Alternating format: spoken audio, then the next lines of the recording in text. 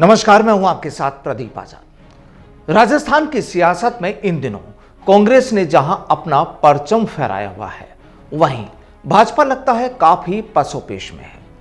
दरअसल पहले उपचुनाव में करारी हार और जमानत जब्त, और उसके बाद जिस जादूगरी से गहलोत मंत्रिमंडल का पुनर्गठन किया गया, वो भी भाजपा की नजरों में है।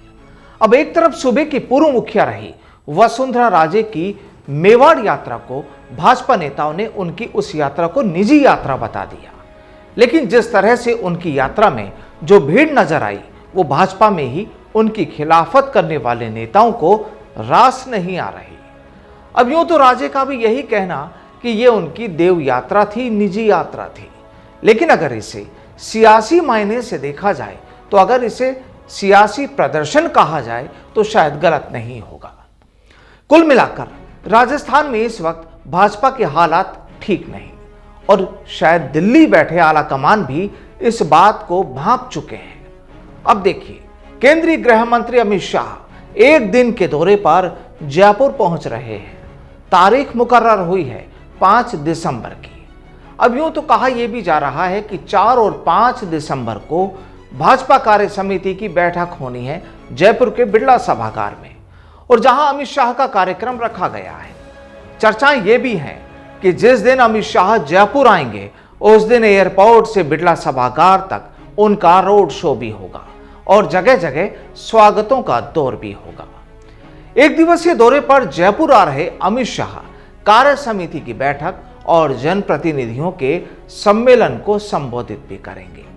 खबरें ये भी हैं, और खबर तो ये भी है कि कार्यक्रमों का आयोजन बिड़ला सभागार के साथ ही कुछ और जगहों पर भी होगा, जिसके लिए जगह फिलहाल फाइनल की जा रही है और उसके लिए मशक्कत चल रही है बीजेपी में। लेकिन कहानी अब ये कि क्या अमित शाह के जयपुर दौरे की वजह केवल भाजपा कार्य समिति की बैठक में हिस्सा लेना है, या फिर राजस्थान भाजपा की हौसला अफजाई करना है। दरअसल पिछले कुछ वक्त से राजस्थान में भाजपा की जो तस्वीरें सामने आ रही है, और आपसी खींचतान और बयानबाजियां जिस तरह से पब्लिक देख रही है, उसे देख भाजपा आला कमान को भी शायद सोचना पड़ रहा है कि अगर हालात कुछ ऐसे ही रहे तो फिर राजस्थान इस बार कहीं हाथ से ना निकल जाए। अब एक तरफ जहां राजस्थान में वसुंधरा समर्थकों के बयान, तो दूसरी ओर प्रदेशाध्यक्ष सतीश पूनिया के समर्थकों के तेवर। दरअसल इन सब में जो आपसी तकरार और बयानबाजी चल रही है, दिल्ली बैठे आला कमान भी इसे समझ चुके हैं। अब हालांकि अमित शाह का दौरा यूं तो कार्य समिति की बैठक में हिस्सा लेने को है, लेकिन कहा यह भी जा रहा है कि ढीली पड़ रही भाजपा में अगर जान न डाली गई तो राजस्थान में कमल कहीं मुरझा ना जाए। बस कुछ ऐसा ही देखा जा रहा है शाह की जयपुर यात्रा के मद्देनजर। अब यूं भाजपा चाहे कांग्रेस पर कितने ही आरोप प्रत्यारोपों के तीर छोड़ ले, लेकिन कहानी तो भाजपा की भी कुछ ठीक नहीं कहा जा सकती। और जाहिर है कि राजस्थान में अगर ऐसा ही चलता रहा तो कांग्रेस का जो चैलेंज है साल 2023 में वापस कांग्रेस लाने का, वो पूरा भी हो सकता है।